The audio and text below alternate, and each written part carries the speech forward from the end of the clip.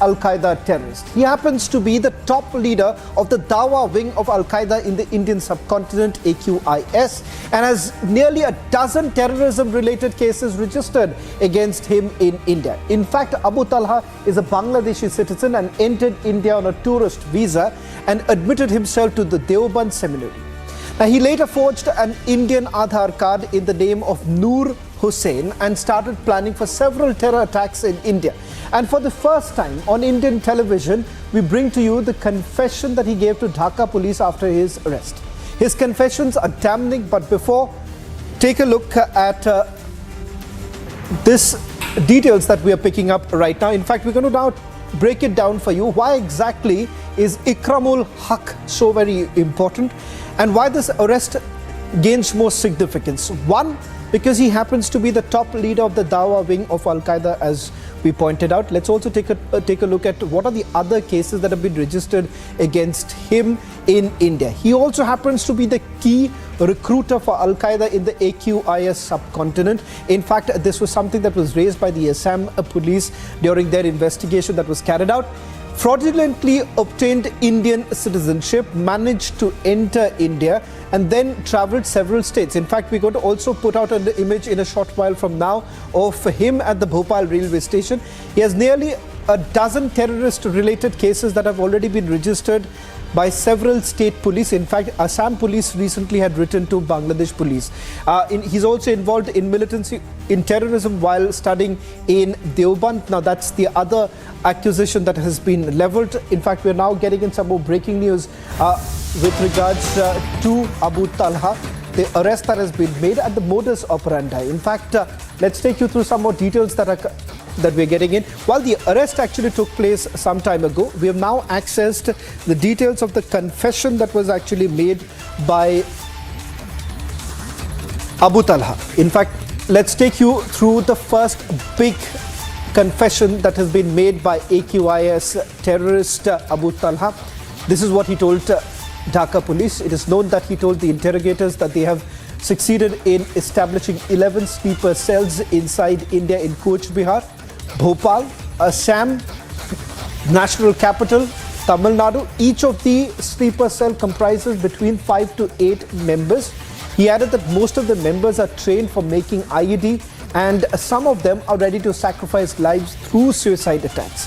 In fact, he further goes on to say that AQIS is already having connections with Myanmar-based Arakan Rohingya Salvation Army. That's the first big detail that we are getting in.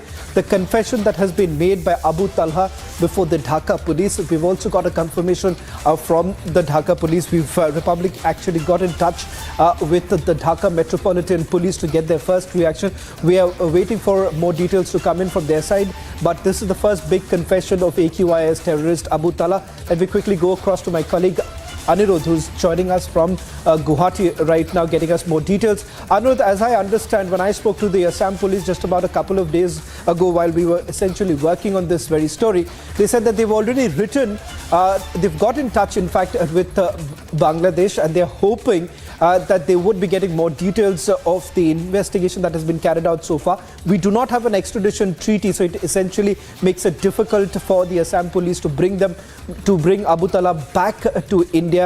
What is it that you're picking up from your sources within the Assam police? Yes, it's a major development as far as the arrest of Abu Talha is concerned, because he gave a slip to the Assam police when the Assam police was after him in the year 2022, and thereafter he was missing from the radar of the Assam police. The Assam police was particularly after the laptop that Abu Talha was carrying when he gave a slip to the Assam police, because it is this laptop which contain all the information regarding the AQIS network, not only in India but also in the entire Indian subcontinent, and also details of the apps that they were using. They were using encrypted apps which are only available through the dark web, and this was something that the Republic had already exclusively broken in the year 2022 itself, Sawan. And with the help of the dark web, they were communicating through with the AQIS members in different parts of the Indian subcontinent, and also with the parent organization, that is the Al-Qaeda. They were taking orders from the parent organization, that is Al-Qaeda, and were operating here. Abu Talha has, as we have already mentioned, has confessed that he had recruited around 11. In fact, we're getting at some more breaking news. Anirudh, I'll just request you to stay on.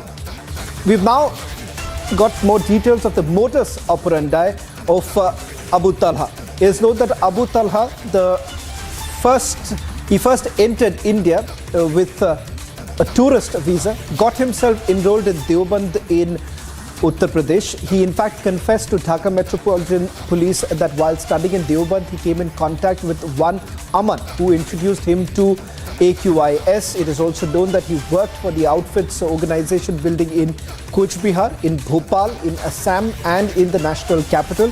In fact, he also recruited new people, and to do the same, they essentially used dark web to communicate. We are also picking up that operations are basically underway to nab his accomplices in Bangladesh. So this is an operation which is still underway, is what we are given to understand. Only with Abu Talha's questioning that has essentially taken place, more names are coming out right now. Anirudh, as I understand that the Assam police is in constant touch with Bangladesh authorities to get more information, because there was a massive crackdown that was made by the Assam police under the leadership of GP Singh to basically ensure that the AQIS operatives who are here in India, they are nabbed, which has essentially happened in the past. What more are you picking up in terms of the investigation that is being carried out in India? Yes, Sawan, the Indian authorities have formally written to the Bangladesh police to share all the information regarding Abu Talha and the confession that he has made. And because some of the sensational revelation have been made by Abu Talha in the interrogation that he had faced with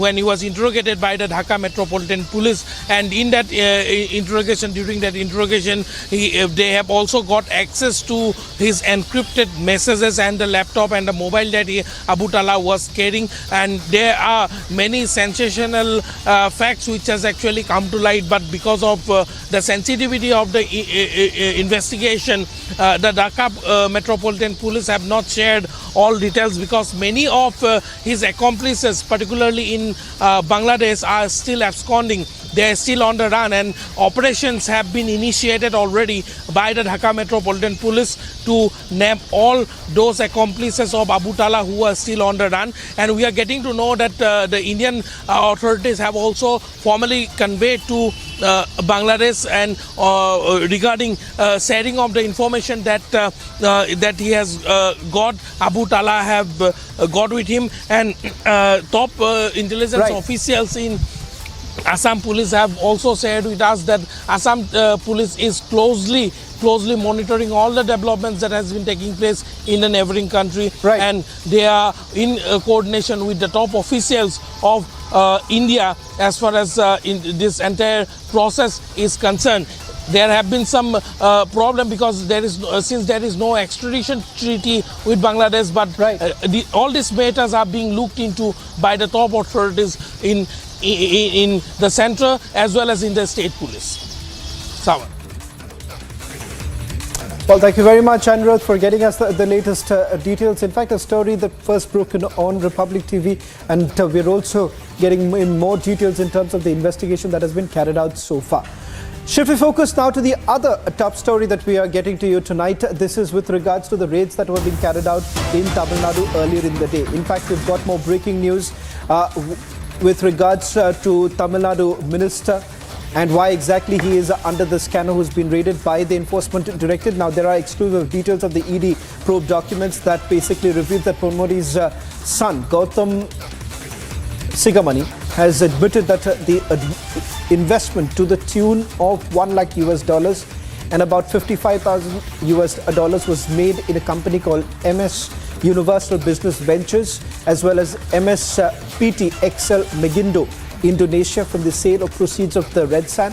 total proceeds of the crime or the ill-gotten amount, it goes into about 28 crore rupees. Now that's what we're picking up. In fact, earlier in the day, the details that we got from our sources within the Enforcement Directorate is that from the searches that were basically carried out, about 70 lakh rupees have already been recovered. In fact, they've also recovered foreign currency to the tune of about 10 lakh rupees. In fact, let me just quickly take you through some of the details that we have from the investigation that's been carried out so far. In fact, there have been also attachment that has been made by the Enforcement Directorate. Now, there's a clear mention of the fact that Gautam Shigamani, who happens to be the son of the minister, in fact has got ill-gotten wealth, and in fact they believe that the proceeds of crime was basically being diverted through a company which is based abroad. What we are also picking up is the very fact that through layered transactions have actually taken place. So the proceeds of a crime from India was being transferred abroad through layered transactions. In fact, interestingly, that very company in which the funding was actually being sent was finally bought over by the family members of the minister. We are now given to understand that that very company has basically come under the scanner of the Enforcement Directorate. It also finds a mention in the provisional attachment that has already been made by the Enforcement Directorate. So for those who are essentially saying that this is basically closer to the elections and that is the reason why this sort of an action has essentially been taken, what is important to point out here is that this investigation has been underway for quite some time. In fact, we've the documents that we've basically accessed is based on the provisional attachment order that was made by the Enforcement Directorate. So the attachment has already taken place. Let me also quickly go across to the DMK spokesperson who's joining us on This Is Exclusive. In fact, let me bring him on air right now. Mr. Gandhi is of the DMK is joining us on this broadcast. Mr. Gandhi, let me understand what is it that the DMK is objecting to, because as I understand from the very documents that I have, I would purely like to stick to the facts of this case, in which the allegation is this. As far as the minister is concerned, they say that he's misused his official position and directed the government officials to allocate red sand mining licenses to his son and related persons. Gautam Shigamani, with the help of his father, the then Minister of the Mines and Minerals, Government of Tamil Nadu, got 2 mining licenses allotted for the quarrying of red sand and had indulged in illegal red sand mining beyond the permitted loads for which license fee was paid. Now, this is what I understand from the probe documents. What is it that you have to say? What is it your party has to say on the very allegations that have been leveled in terms of purely rebutting what the Enforcement Directorate is saying? First of all, let us understand the facts of the case. This particular case is alleged to have happened in the year 2008. And in 2011, that is when Mr. Ponmudi was a mining minister, there were allegations that he has given some mining licenses, particularly with respect to stone quarries, in which over-exploitation has happened. In 2011, when Madam Jayalalitha was the chief minister, an FIR has been registered. Now, the problem is, it is not with respect to Enforcement Directorate investigating or inquiring this particular matter. See the timing of the raid. The timing of the raid is today is the second opposition unity meeting which is going to happen in Bengaluru. So it is only a threatening tactic, or it is only a political vendetta like what has happened in Delhi or West Bengal or Maharashtra or earlier with Mr. Sendil Balaji. It is only a threatening tactic to threaten DMK and its leadership not to participate in this particular opposition unity meeting. Nothing more. Otherwise, what was BJP government or what was the union government was doing for the last 10 years? They could have raided Mr. Ponmudi in 2011 or even 2012, or at least when they found out that now they are saying that they have found out that the money has been routed to various countries. When they have found that money has been routed to various countries, at that time they could have raided him. See the timing of the raid. Because today what is happening in Bengaluru is a significant step.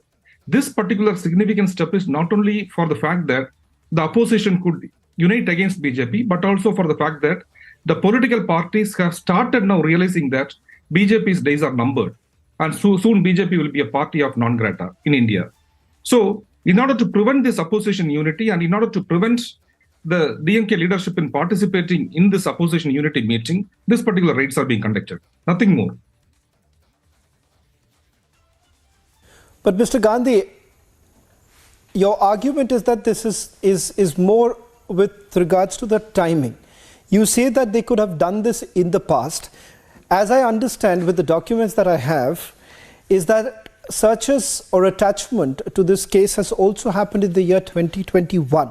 In fact, the appellate authority has already upheld the attachment that has been made by the Enforcement Directorate.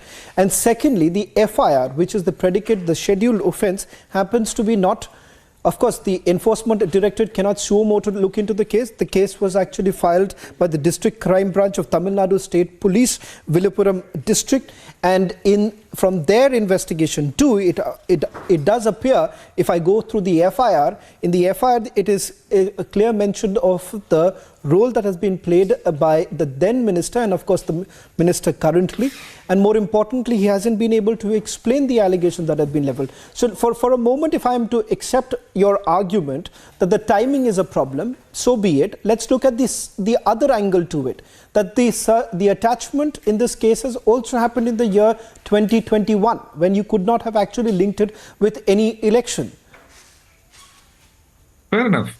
See, there are two issues here. One is, initially the FIR has been registered by the District Crime Branch for the allegation that Mr. Ponmudi has given some mining licenses which is beyond his authority.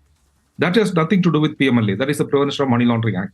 The Prevention of Money Laundering Act comes into, where the DED derives the powers, comes into picture only when there is a money trail which is being traced out to foreign countries and the money is routed back. Now, as per your own argument, if in 2021 attachments were made, and if in 2021 appellate authority has accepted these attachments, what prevented the ED from raiding or investigating Mr. Ponmudi in 2021? Why in 2023, that too when the opposition meeting is happening? This is what happened with Mr. Senthil Balaji also. Senthil Balaji was raided on June 13, when the first opposition meet was supposed to happen in Bihar. When the second opposition meet is supposed to happen, they are raiding Mr. Ponmudi. This is only a political vendetta. This is happening everywhere in the country by BJP ruled government. Mr. Gandhi, I understand the position of your party as far as the timing is concerned. One final attempt that I would like to make is with regards to the allegation that has been leveled against the minister of misusing his position. What is it that your party has to say about that? I would at least like our viewers to understand. We have put across what the Enforcement Directorate has found in their investigation, but I would also want our viewers to understand what is it that your party has to say. Are you saying that these are baseless allegations that have been leveled against your minister? Yes, these are all baseless allegations. That is our position, because ED is used by BJP. So why exactly are you then not... No, my follow-up question also, Mr. Gandhi, is this: if these are baseless, why isn't your party or the minister concerned moving the court to quash this very FIR that has been registered against him and perhaps get a clean sheet from the court itself? Yes, of course. The minister is already fighting his legal battle. Even in 2021 or even when the FIR was registered in 2012, the minister is fighting the legal battle. And the legal battle will take its own course, which he will face, and he will come out clean. That is a different case altogether.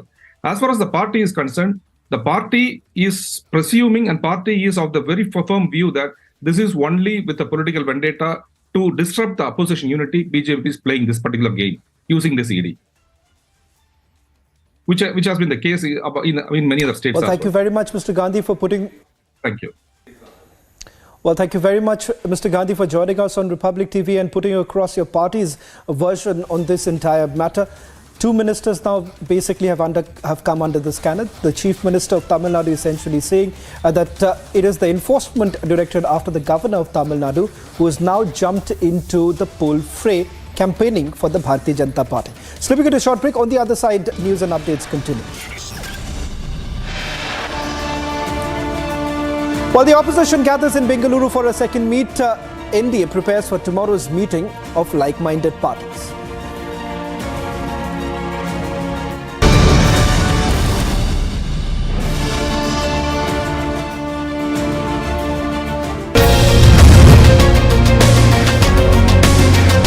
Price of 1 kilo of tomatoes in India today is more than the price of 1 gram of silver. Just 1 kilogram of tomatoes is 40 to 50% his daily wage. That's not feeling the pinch. I don't believe the consumer price index anymore, and we demand a nationwide debate on the subject. I demand public pressure to bring the prices down. I demand the hoarders be caught. I demand accountability by the state and central government.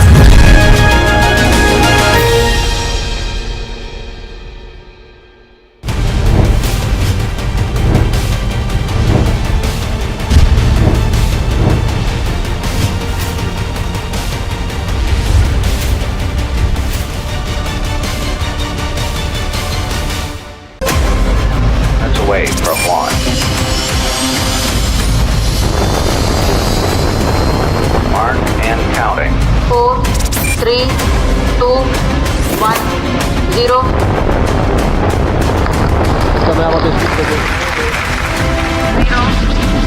Lift-off normal. Here we have a majestic liftoff of LM-3M4 rocket carrying India's prestigious Chandrayaan-3 spacecraft.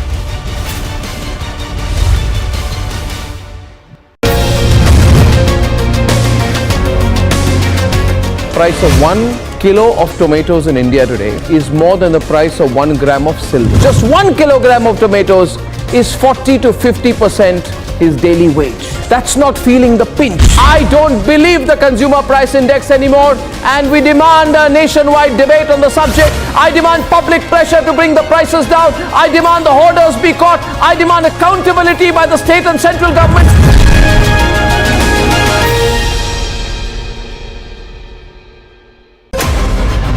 Away from one. Mark and counting.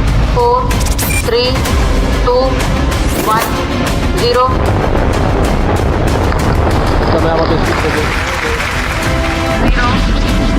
Lift-off normal. Here we have a majestic liftoff of LM-3M4 rocket carrying India's prestigious Chandrayaan-3 spacecraft.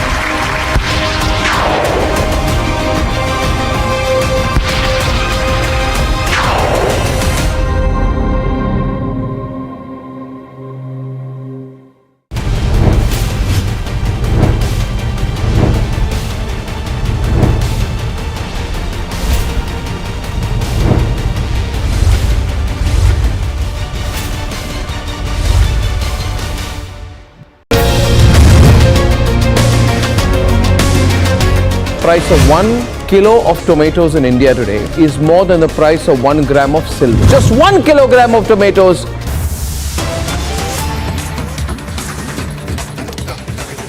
Getting in some more breaking news right now in the Seema Haider case. In fact, we are now picking up that the Ministry of Home Affairs is looking into consular access request that has been made by Pakistan. Pakistan has sought consular access to Seema Haider. MHA is yet to take a call on the consular access, and that could essentially be based on the report that would be submitted by the agencies. In fact, this request that has been made by Pakistan to the Ministry of Home Affairs has been sent to the Ministry of External Affairs. We are also going to go across to our colleague, Senior Executive Editor Abhishek Kapoor, who's getting us this big breaking news right now of the latest of MHA that is looking into the consular access request of Pakistan. Slipping at a short break. On the other side, news and updates continue.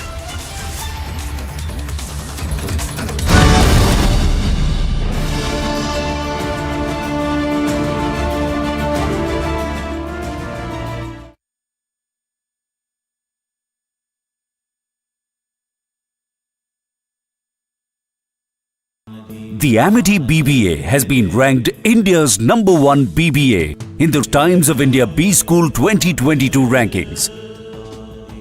To apply, visit amity.edu.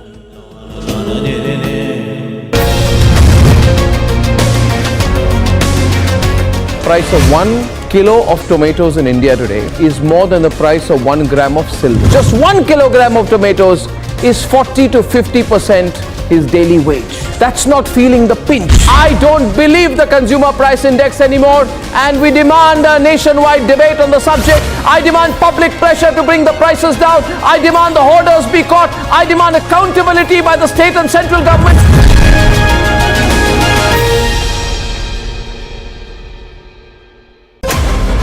That's away from one.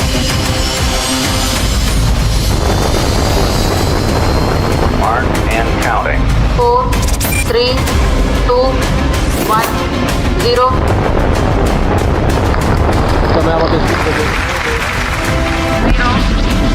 Lift-off normal. Here we have a majestic liftoff of LTM-3 M4 rocket carrying India's prestigious Chandrayaan-3 spacecraft.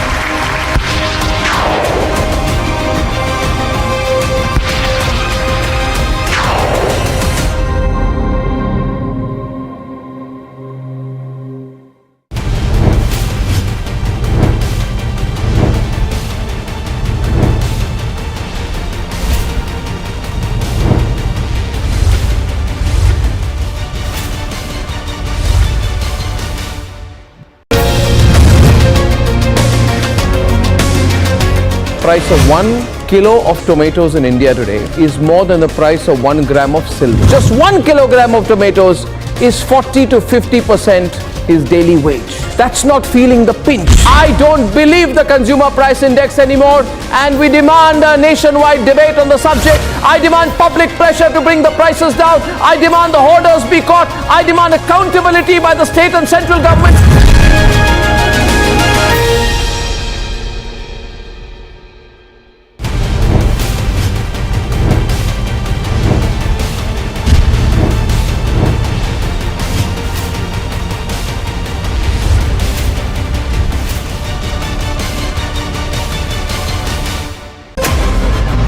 Away from one.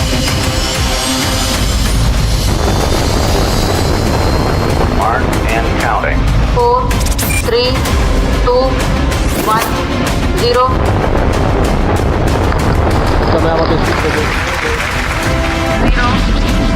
Lift-off normal. Here we have a majestic liftoff of LTM-3 M4 rocket carrying India's prestigious Chandrayaan-3 spacecraft.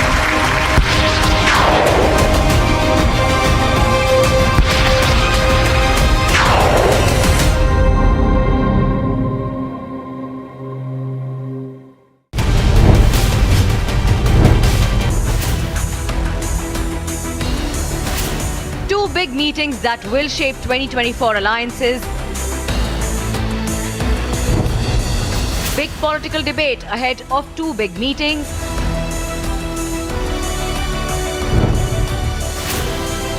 Super NDA versus Mahagathbandhan in 2024, debating tonight at 9 p.m.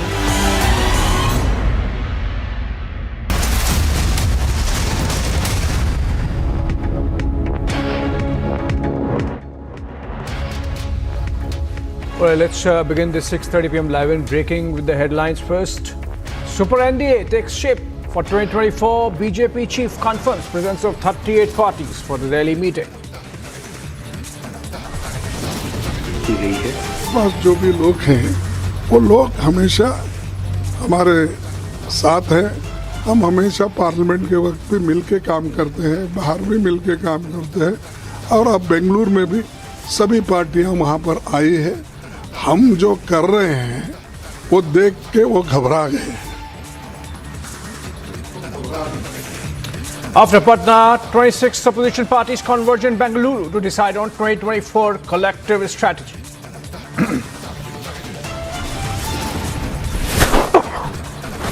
Three Jammu and Kashmir government employees sacked for promoting secessionist ideology. Mehbooba Mufti questions the move.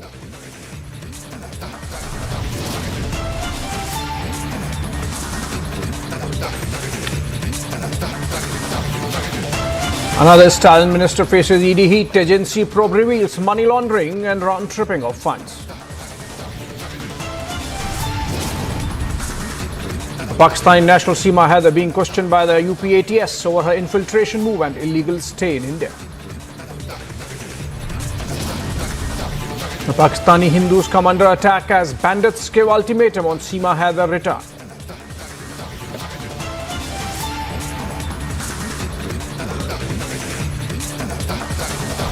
All right, we have in fact some breaking news on the Seema Haider story, which is that the Ministry of Home Affairs is looking into the consular access request that was sent in by Pakistan and forwarded by the Ministry of External Affairs to the MHA. The decision will be taken based on agencies' reports or whatever comes out of the questioning that's been carried out by the UPATS supervised by central agencies. Ministry of External Affairs had received the request from Pakistan on Thursday, which is now being forwarded to the MHA.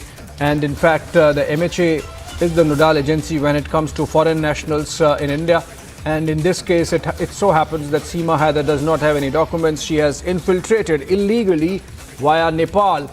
And based on the questioning that's going on as we speak by the Uttar Pradesh anti-terror squad, it's likely that a report sent to the MHA would ultimately decide whether Pakistan is giving consular access to Seema or, if need be, she needs to be deported. That's the breaking news development in connection with this story of human interest that has really captured. Well, I'm told Monica Grover joins us over the phone. She has been covering Seema Haider developments from the ground in Greater Noida, where Seema Haider is placed along with Sachin Rana, for whom she has come from Pakistan after falling in love during PUBG games. Monica, what information can you share about the interrogation or the questioning that's going on of Seema Haider by the UPATS? देखिए 2:15 बजे का वक्त था। ये सबसे बड़ी जानकारी अपने दर्शकों तक पहुंचा दे। 2:15 के वक्त के करीब यूपीएटीएस की जो टीम है वो लेकर जाती है।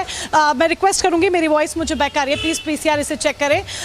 मैं कंटिन्यू करूंगी। यूपीएटीएस की टीम 2:15 बजे के करीब लेकर जाती है सीमा हैदर को, और उसके बाद कुछ ही देर के बाद, कुछ ही मिनटों के बाद सचिन मीणा को भी यहाँ से लेकर जाती है पूछताछ के लिए। तमाम घंटे जो है वो बीत चुके हैं और अभी भी सचिन मीणा और जो सीमा हैदर है वो अपने घर वापस नहीं आए हैं, यानी कि यूपीएटीएस की जो पूछताछ है वो लगातार जारी है। ग्राउंड्स की अगर हम बात करते हैं तो बहुत हैवी ग्राउंड्स पर लगातार पूछताछ की जा रही है, क्योंकि ये नहीं है कि यूपीएटीएस की टीम अभी हाल फिलहाल में आती है और दोपहर में दोनों को लेकर जाती है पूछताछ के लिए। पिछले 10 दिनों से सीमा और सचिन पर निगरानी रखी जा रही थी, विशेष तौर पर सीमा हैदर पर निगरानी रखी जा रही थी कि आखिर सीमा हैदर कितनी बेबाकी के साथ, बेखौफ होकर, निडर होकर मीडिया के तमाम सवालों का जवाब दे रही है, हर एक स्टोरी, हर एक कहानी बुन रही है, उसे बता रही है। और जो कहानियां वो बता रही थी मीडिया को, तमाम लोगों से मुलाकात कर रही थी, उनसे जिस तरीके से बात कर रही थी वो यूपीएटीएस को कहीं ना कहीं संदेहजनक लग रहा था। उसमें कई तरह की जो खामियां थी और संदिग्ध चीजें थी वो पाई गई। यही एक बड़ी वजह रही कि यूपीएटीएस ने अपने ग्राउंड्स रेडी कर सचिन को और सीमा को पूछताछ के लिए यूपीएटीएस लेकर गई है। कई ऐसे सवालात हैं जो सीमा से किए जा सकते हैं। देखिए, सबसे बड़ी बात पहचान पत्र, 3 पहचान पत्र का सीमा के पास होना, 5वीं पास होना, लेकिन फर्राटेदार अंग्रेजी बोलना, पाकिस्तान में रहते हुए यहाँ पर जब भारत आती हैं तो उर्दू के शब्दों का इस्तेमाल ना कर शुद्ध हिंदी का उच्चारण करना। इसके साथ ही सनातन संस्कृति, सनातन परंपरा को अचानक से इतनी गहनता के साथ, खुली बाहों के साथ अपना लेना कि राधे राधे जपना, तुलसी जी को पानी देना, नमस्ते बोलना, ये तमाम बातें हमने सीमा हैदर के व्यक्तित्व में देखी, उनके हाव भाव में देखी। जबकि जब उनसे कलमा कहा जाता है कि आप पाकिस्तानी हैं तो कोई कलमा बताइए, कोई कलमा पढ़कर दिखाइए, तो वो मना कर देती है और कहती हैं कि मैंने हिंदू धर्म अपना लिया है, इसलिए मैं कलमा अब नहीं पढ़ूंगी। और 2-3 दिन से लगभग 40 घंटे का वक्त हो गया कि सीमा हैदर अंडरग्राउंड हो जाती हैं। वो सीमा हैदर जो लगातार मीडिया के तमाम सवालों का जवाब दे रही थी, वो सीमा हैदर जो लोगों से मुलाकात कर रही थी, क्योंकि दूर दूर से सीमा हैदर से लोग मिलने के लिए आ रहे थे। आज खुद मैंने देखा कि किस तरीके से बुलंदशहर से एक परिवार आता है, हाथों में तोहफे लेकर आता है, गिफ्ट्स लेकर आता है और लगातार दरवाजा खटखटाता है सीमा हैदर के घर का और कहता है कि सीमा भाभी दरवाजा खोलिए, हम बुलंदशहर से आपसे मिलने आए हैं, मुंह दिखाई देने आए हैं। लोगों में इस तरह की जिज्ञासा, इस तरह तरह की उत्सुकता सीमा हैदर को लेकर देखी जा रही थी, लेकिन अब सीमा हैदर बीते 40 घंटे से अंडरग्राउंड को किसी भी तरह से वो बाहर नहीं निकली, लोगों को शक्ल नहीं दिखाई, लोगों से मुलाकात नहीं की, मीडिया से बातचीत नहीं वो करती हैं। और उसके बाद ये भी सवाल खड़े होते हैं कि क्या सीमा हैदर, क्योंकि अब उनसे पूछताछ इतनी गहनता के साथ हो रही थी, सवाल उन पर दागे जा रहे थे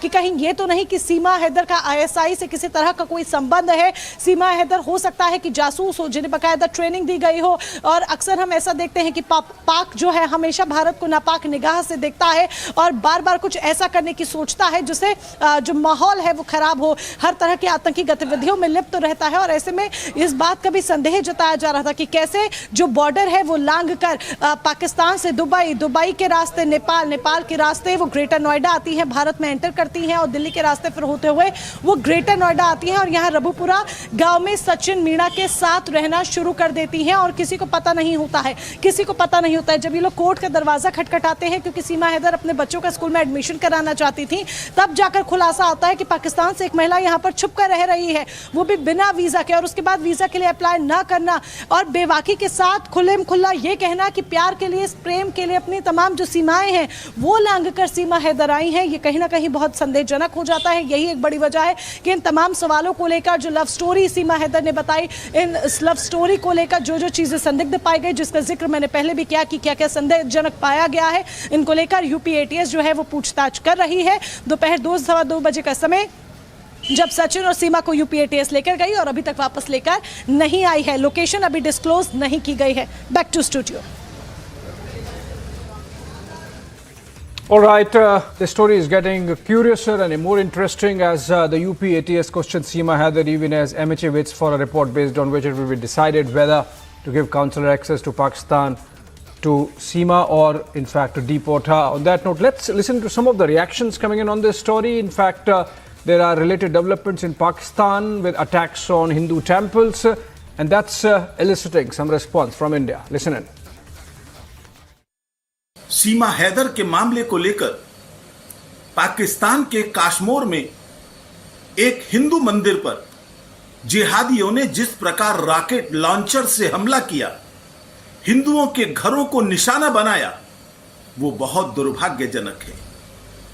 पाकिस्तान सरकार के द्वारा की गई कार्यवाही पर्याप्त नहीं है।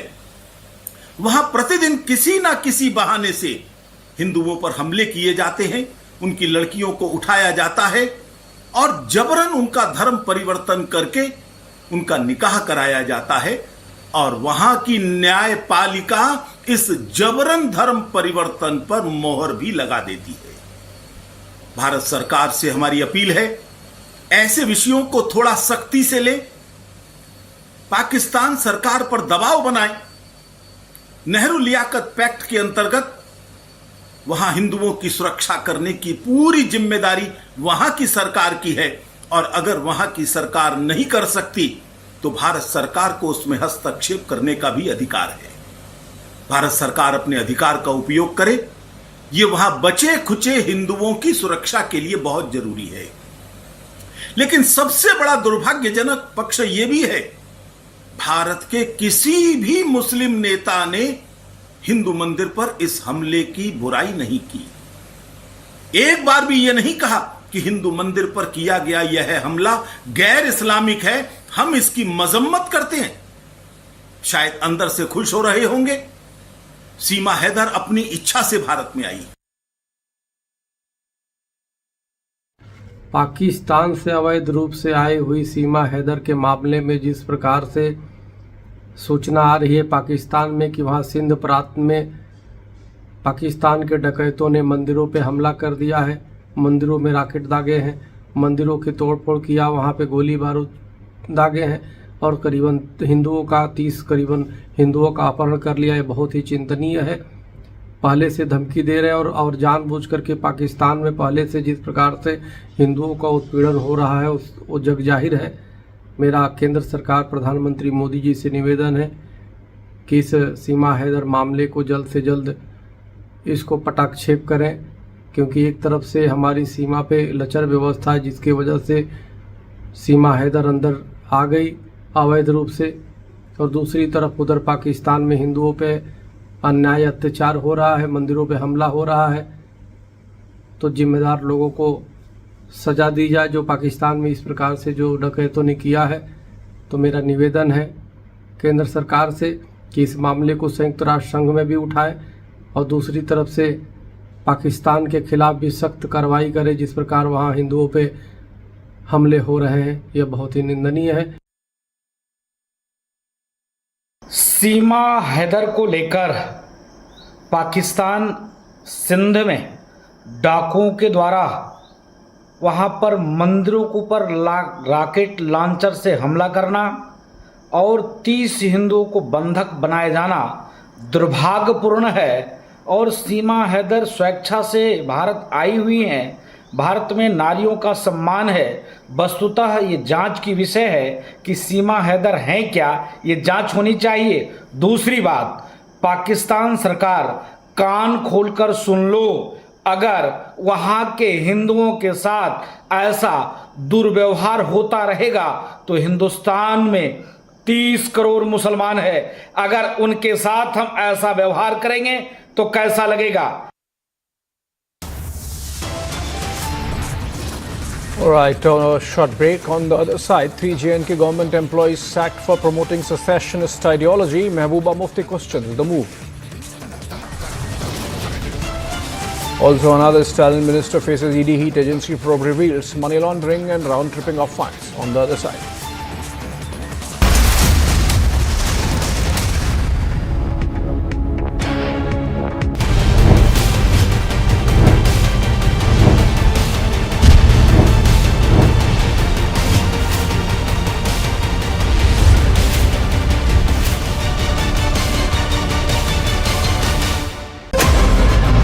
Away from launch.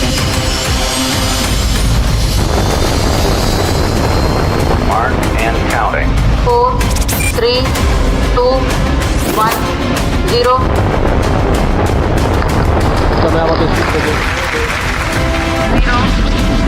Lift-off normal. Here we have a majestic lift-off of LV-3 M4 rocket carrying India's prestigious Chandrayaan-3 spacecraft.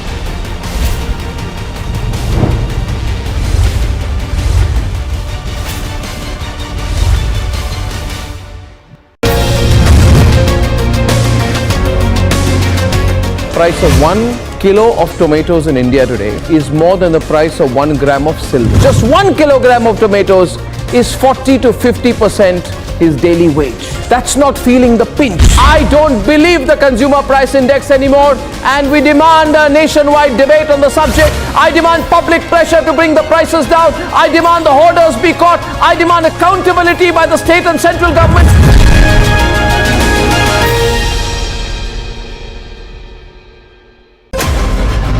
Away from launch. Mark and counting. 4, 3, 2, 1, 0.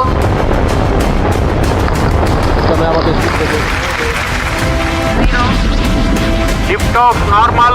Here we have a majestic lift-off of LV-3 M4 rocket carrying India's prestigious Chandrayaan-3 spacecraft.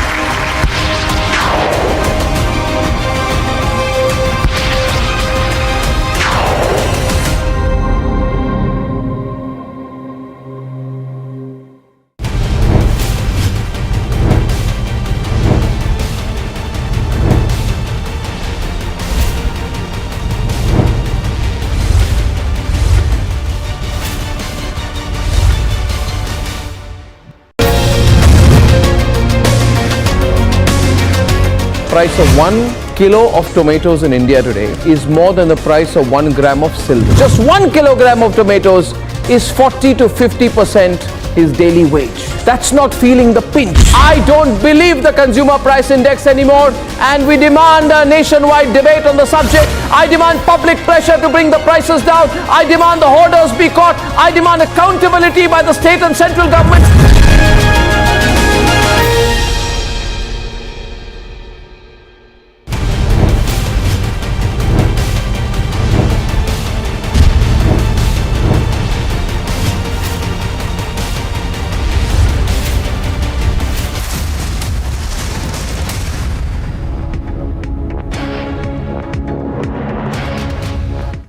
All right, ahead of the parliament session, the mega opposition meet is happening in a hotel in Bengaluru, where they're trying to chalk out a common strategy, not just for the parliament session, but heading into 2024 election cycle to take on the Modi government. In fact, Narendra Modi himself.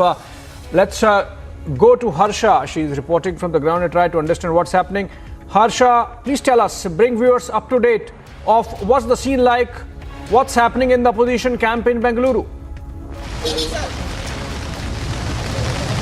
So Abhishek, right now the opposition unity meeting, the informal meeting which had to start at 6 o'clock, it has already started. Apart from only Sharad Pawar, Supriya Sule have not reached for this informal meeting. Apart from that, all the 25 party leaders have joined this informal meeting. I'd like my camera person Manish to show you the visual also, as the meeting has already started and it will be followed by the dinner. Now the draft which we have got from the agenda of the meeting, which is going to happen tomorrow, is that the alliance name, what is going to be the opposition alliance name, that will be discussed. The subcommittee will be formed which will decide the rallies, the agitations and the strategy meeting, how it will happen in the coming days, what will the future course of action of this opposition party meeting. Right now you're watching Republic TV. Now it's time to slip into a short break. On the other side of the break, we'll give you more breaking updates straight from Bengaluru on this opposition unity meeting, where 26 parties are participating in this meeting. Right now slipping into a short break.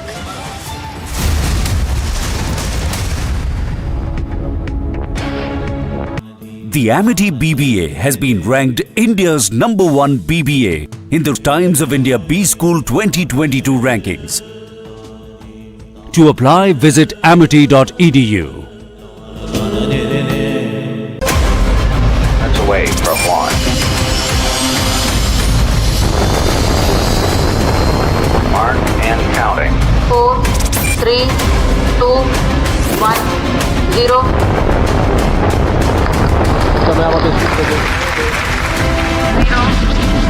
Lift-off normal. Here we have a majestic liftoff of LTM-3 M4 rocket carrying India's prestigious Chandrayaan-3 spacecraft.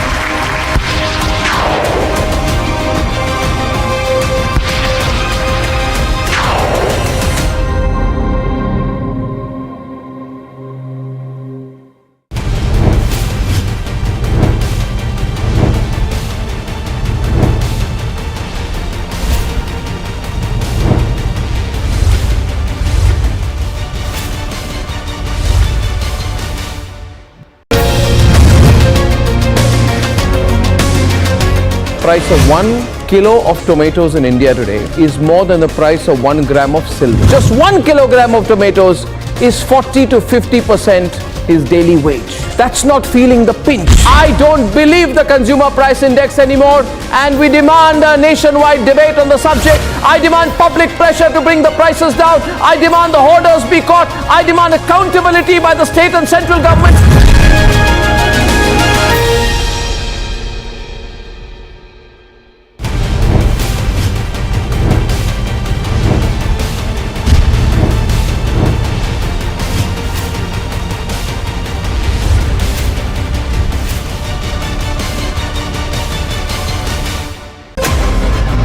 Way for launch. Mark and counting. 4, 3, 2, 1, 0.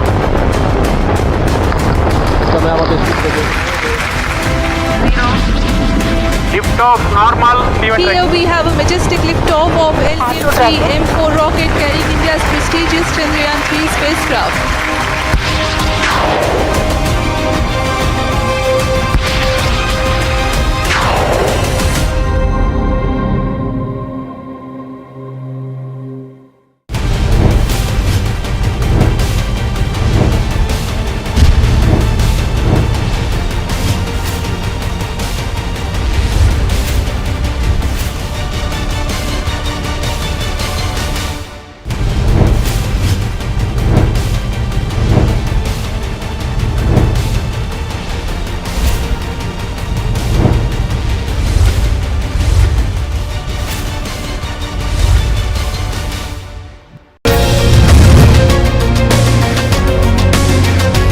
price of 1 kilo of tomatoes in India today is more than the price of 1 gram of silver. Just 1 kilogram of tomatoes is 40 to...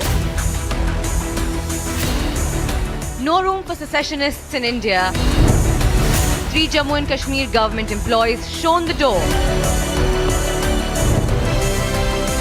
Time to act on secessionists across India, debating tonight at 10 p.m.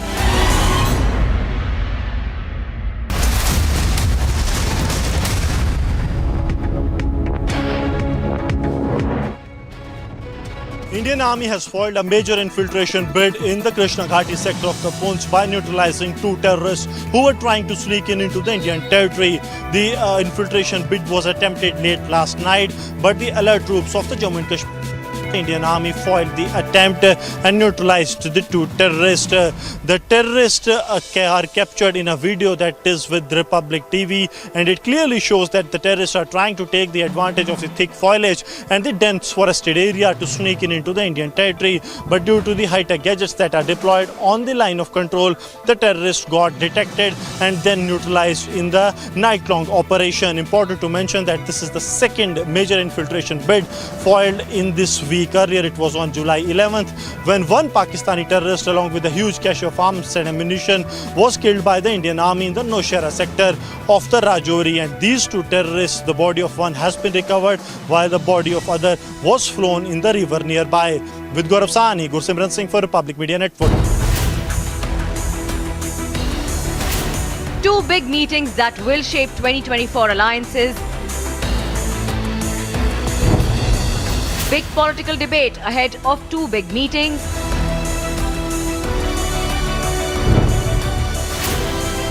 Super NDA versus Mahagathbandhan in 2024, debating tonight at 9 p.m.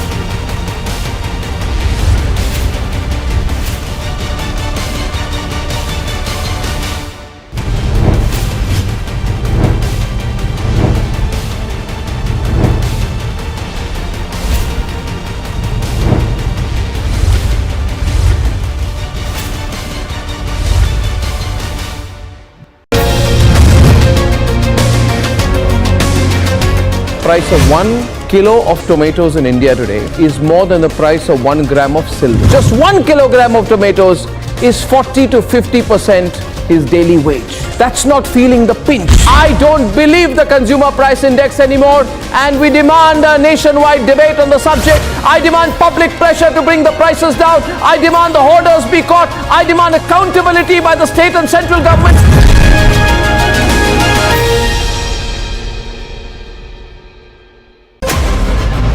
Away from launch. Mark and counting. 4, 3, 2, 1, 0.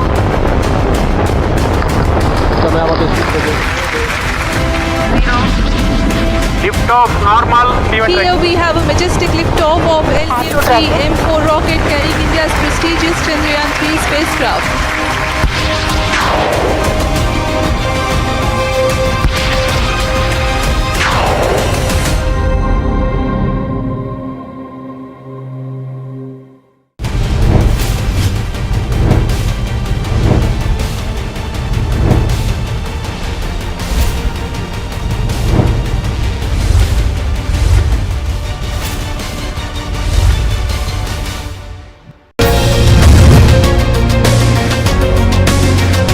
Price of 1 kilo of tomatoes in India today is more than the price of 1 gram of silver. Just 1 kilogram of tomatoes is 40 to 50% his daily wage. That's not feeling the pinch. I don't believe the consumer price index anymore, and we demand a nationwide debate on the subject. I demand public pressure to bring the prices down. I demand the hoarders be caught. I demand accountability by the state and central governments.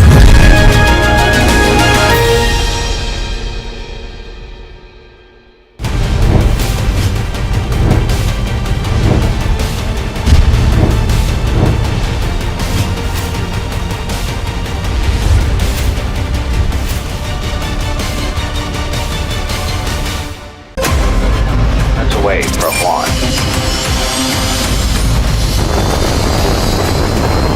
Mark and counting. 4, 3, 2, 1, 0.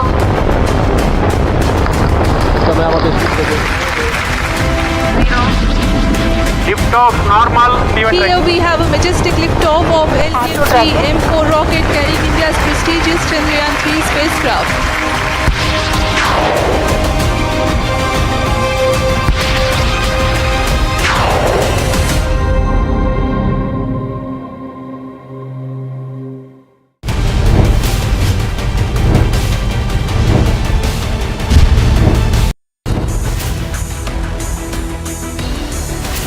Two big meetings that will shape 2024 alliances.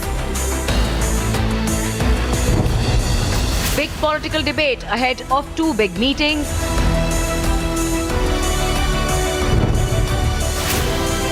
Super NDA versus Mahagathbandhan in 2024, debating tonight at 9 p.m.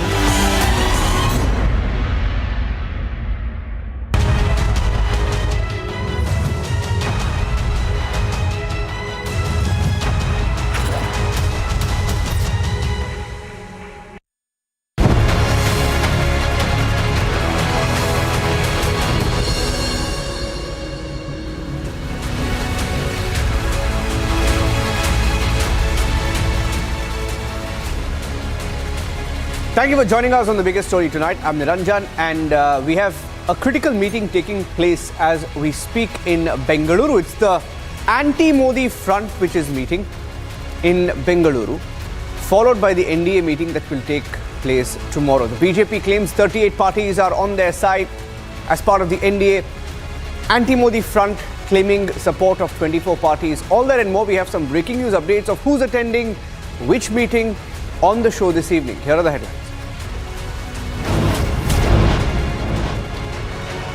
38 parties confirm attendance for the NDA meeting on Tuesday.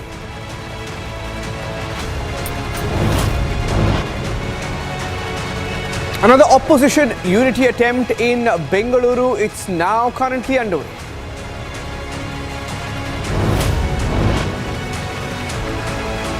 Sharad Pawar will reach Bengaluru tomorrow for the meeting of the opposition, while his nephew Ajit Pawar expected to be a part of the NDA meeting.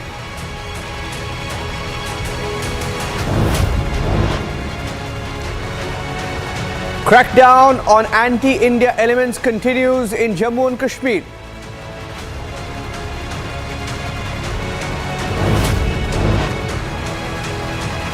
Another DMK minister raided after Sendil Balaji's Ponmudi. Cash also recovered from his residence.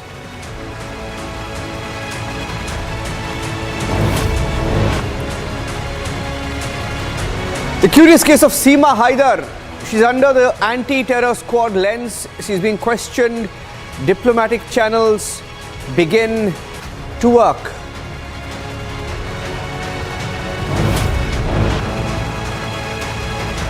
And as a follow-up of the Seema Haider case, Hindus in Pakistan are under attack. Temples have been targeted, asking for her to be sent back immediately.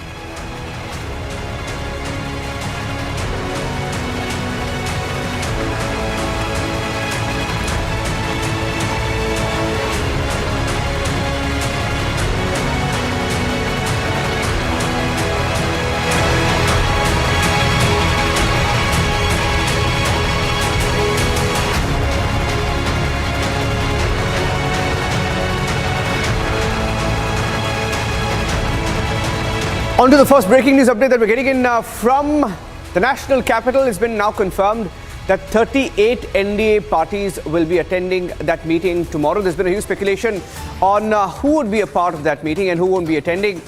Whether some old allies will be back in the NDA fold. The answers to which were the BJP president JP Nadda saying that wait and watch who comes tomorrow. You will see for yourself. But he did not name any of the parties specifically. Of course, the already existing allies will be there, the regional parties, etc. But there will be some surprises as well. 38 NDA parties will attend that meeting. They will be a part of the Tuesday meeting in the national capital. Now, what we know so far is that 38 parties in the NDA meeting versus 26 anti-Modi parties that are essentially meeting in the capital of Karnataka, which is in Bengaluru. So 38 versus 24. Let me go across to my colleague Abhishek joining us on the broadcast. Abhishek, how's it looking this evening? Abhishek, do we know what are the major parties in the 38 that were mentioned by JP Nadda? I mean, you can't hazard a guess, but who has the NDA been speaking to among the major satraps? Niranjan, we know that the NDA as it exists today already has 24 parties. 6 have been added over the last month or so, and I can get you more names. The 6 that have been added include, for example, Jitan Ram Majhi's party. We have Suheldev Bahujan Samaj party of O.P. Rajbhar, which has joined just yesterday. We are looking at the possibility of Chirag Paswan making some announcement very soon. We have seen the Vikassheel Insan party of Mukesh Sahni of Bihar joining or rejoining the NDA. So I think this is something which has been happening over the last few weeks, and what we are seeing is the fact that BJP made its chief address this press conference on a day when the opposition optics are on full throttle from Bengaluru, with all these leaders coming together. I think the BJP also decided perhaps to play a bit of a Sai war there, with the JP Nadda announcing that 38 parties would be attending the meeting tomorrow. So I think sort of mind games there between the ruling party and the opposition, with the BJP sort of throwing a gauntlet at the opposition, match the numbers at least. Now, irrespective of the fact that possibly 1/3 of these 30